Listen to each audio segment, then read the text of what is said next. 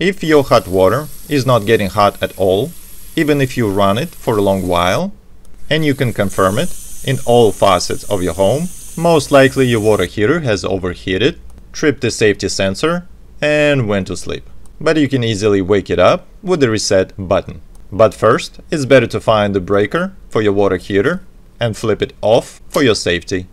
A typical electric water heater will have two panels up front, one on the bottom and one on the top, and the reset button is located under the top one. I have two screws here, but you may have just one. Unscrew the panel and remove the insulation. My insulation is made of fiberglass, but you may have a styrofoam door that you can simply pull out. And here is the reset button. Just press on it and let it go. Now give it an hour or so, and you should be able to take a nice hot shower. And if this video was informative, hit the like button, and thanks for watching.